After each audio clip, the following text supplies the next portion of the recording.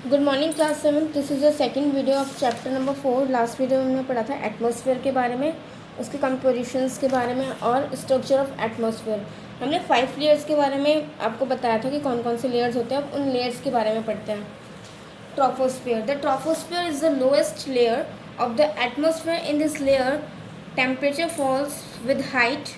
The temperature decreases at the rate of 1 degree Celsius for every 165 metre extent. देखो ये आपको diagram दिख रहा है। सबसे नीचे के जो लेयर होते हैं ना अर्थ के ऊपर, जैसे ये अर्थ है, इसके जो सबसे ऊपर जो लेयर होते हैं, मतलब कि सबसे नीचे की जो लेयर होती है वो होती है ट्रोपोस्फेयर। और इसकी जो इसका जो टेम्परेचर होता है वो मतलब नीचे नीचे की साइड गिरता रहता है इसका टेम्परेचर जो होता है। और इसका जो टेम्परेचर वो गिरता कब है? 1 डिग्री सेल्सियस नीचे मतलब कम होता है 165 मीटर के एक्सटेंट पर। This decrease in temperature with increase in altitude noise lapse rate. और जो टेम्परेचर इसका गिरता है उसको क्या कहा जाता है? लैप्स रेट बोला जाता है उसको। The troposphere is the densest zone of the atmosphere. और जो ट्रोपोस्फेयर होता है वो सबसे डेंसेस्ट जोन होता है एटमोसफेयर का। 3/4 of the atmosphere is found within 11 kilometre of the surface of the earth. और इसकी 1/3 जो एटमॉस्फेयर होती है वो कहाँ हमें पाई जाती है? अर्थ के सरफेस पर 11 किलोमीटर के अंडर, ठीक है। Including most of the oxygen we need to breathe. और इसमें बहुत सारा ऑक्सीजन हमें मिल जाता है जो कि हमें जीने के लिए ज़रूरत होता है। द एवरेज थिकनेस, एल्टीट्यूड और height from the surface of the earth. इसकी जो एवरेज थिकनेस होते हैं वो कितनी होती है? 13 kilometre.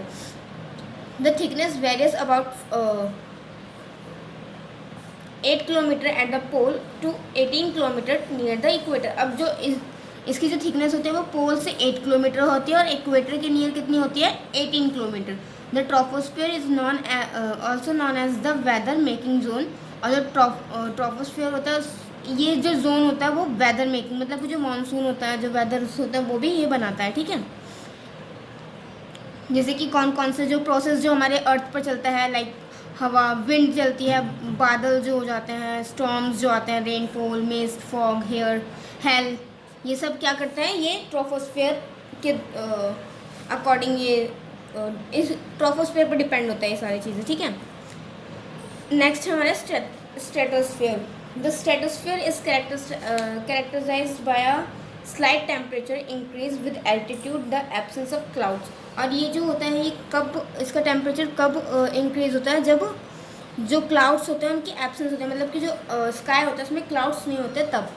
The stratosphere x tends between 11 and 31 miles above the earth surface. और जो अर्थ का सरफेस होता है वो उससे कितनी दूरी पर होता है? 11 से 31 माइल्स इतना ऊपर होता है। देखो जैसे कि ये ट्रोपोस्फेयर, ये अर्थ हो गया ट्रोपोस्फेयर। सेकेंड लेयर कौन सी होती है? स्ट्रेटोस्फेयर, ठीक है।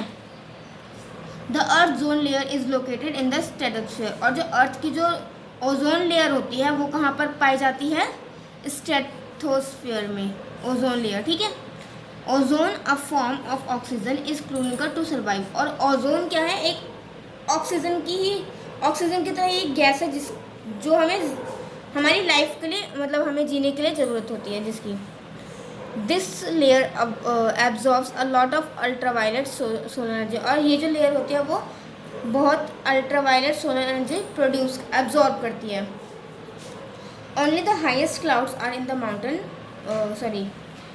Clouds are in the lower stratosphere. और स्ट्रेटोस्फेयर में सिर्फ लोअर स्ट्रेटोस्फेयर जो होता है, जो ये वाला पार्ट होता है, यहाँ पर क्लाउड्स होते हैं, ठीक है।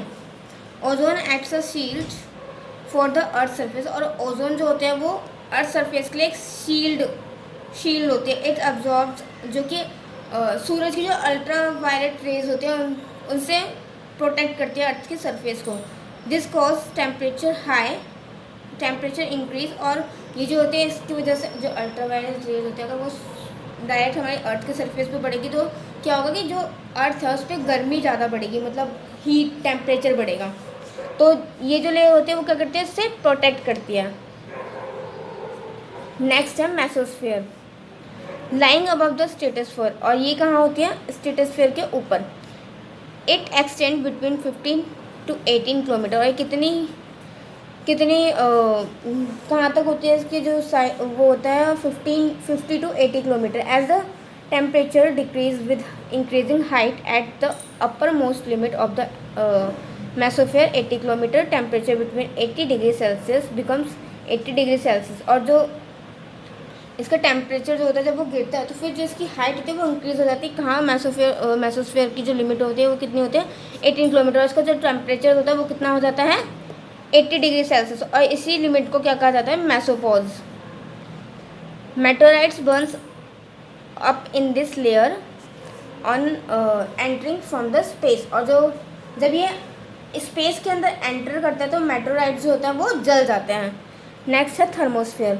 In the thermosphere temperature increase with altitude. Thermosphere में कहते हैं जो टेम्परेचर होता है वो एल्टीट्यूड के थ्रू बढ़ता है, ठीक है, मतलब उसके हिसाब से वो बढ़ता है।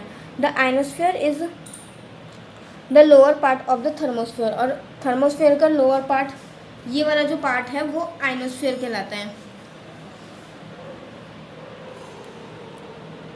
The ultraviolet radiation from the sun break the gas molecules in this layer into electrically charge icon. और जो अल्ट्रावायलेट रेडिएशन होता है सूरज का, जो वहाँ रेडिएशन होता है वो क्या करता है, वो इस लेयर पे जो मॉलिक्यूल्स होते हैं उनको तोड़ देता है, मतलब उनको ख़त्म कर देता है। Therefore the ionosphere is full of electrical charge icon. और इस वजह से जो आयनोस्फेयर होता है वो पूरी तरह से इलेक्ट्रिकली चार्ज आइकन, उसमें चार्ज आइकन्स पाए जाते हैं।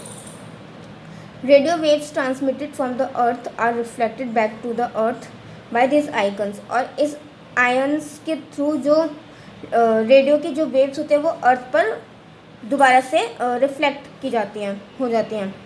Thermosphere means heat sphere. Thermosphere का मतलब होता है हीट स्फीयर, जहाँ पर गर्मी, मतलब कि टेम्परेचर जहाँ का बहुत हाई होता है। The temperature is very high in this layer because ultraviolet radiation is turn into heat. ये यहाँ का टेम्परेचर बहुत हाई होता है क्योंकि जो अल्ट्रावायलेट रेडिएशन होते हैं वो हीट में बदल जाते, चेंज हो जाते हैं। Temperatures often rich 2000 degree Celsius and more. और जो टेम्परेचर होता है वो 2000 डिग्री या उससे ज़्यादा तक पहुँच जाता है। नेक्स्ट है exosphere. We do not know about this uppermost layer of the atmosphere. हमें सबसे ऊपर की जो लेयर होता है ये एक्सोस्फेयर, इसके बारे में नहीं पता। The exosphere extends up to about 1600 kilometer and ultimately merge into interplanetary space। और ये कितने कहाँ तक फैली हुई होती है 1600 किलोमीटर्स तक। और जो ये जो होते हैं वो इंटरप्लैनेटरी स्पेस, मतलब जो स्पेस का जो स्टार्टिंग पार्ट होता है वहाँ पे जाकर मर्ज हो जाती है, मतलब मिल जाती है। Here only trans traces of lighter gases such as hydrogen. और यहाँ पर सिर्फ कौन कौन सी गैसेस पाई जाती हैं जो लाइट, मतलब हल्की जो गैसेस होते हैं वो हाइड्रोजन और helium. It is believe date the temperature in this zone is beyond. और यहाँ का जो टेम्परेचर होता है वो कहाँ तक होता है 5000 to 5500 डिग्री सेल्सियस। अब functions of the atmosphere. Protection from rapid cooling at night and heating a day. ये जो होता है रात को रैपिड कूलिंग से बचाता है और दिन में ज़्यादा हीट से बचाता है, ठीक है। Protection of all life from hazardous और डेडली रेडिएशन फ्रॉम स्पेस। और ये हमारी लाइफ में जो स्पेस के थ्रू जो रेडिएशन होता है उससे बचाता है। Storage of huge amount of nitrogen. और इसमें बहुत ज़्यादा नाइट्रोजन पाया जाता है, किसके लिए, जो कि प्लांट्स के लिए इम्पॉर्टेंट होता है। Is part of different vital circles of matter. और इसके जो डिफरेंट, इसमें बहुत सारे डिफरेंट पार्ट्स पाए जाते हैं मेटल के। Reservoir for carbon dioxide and oxygen. और ये कार्बन डाइऑक्साइड और ऑक्सीजन के लिए भी इम्पोर्टेंट होता है। Lighting pass the vitally important sunlight to the surface of the continent and oxygen oceans. और ये कॉन्टिनेंट और ओशंस के थ्रू जो सनलाइट होते हैं वो अर्थ की सरफेस पे पास करता है। Protection from smaller meteorites that burn up by the heating from the friction when the entering earth atmosphere and can not reach the surface. और ये क्या करता है, जो स्मॉल स्मॉल मेटेराइट्स होते हैं जो जल जाते हैं फ्रिक्शंस के द्वारा, उनको अर्थ के सरफेस पर एंटर होने से भी बचाता है। क्लास आपका चैप्टर यहाँ पे फिनिश होता है।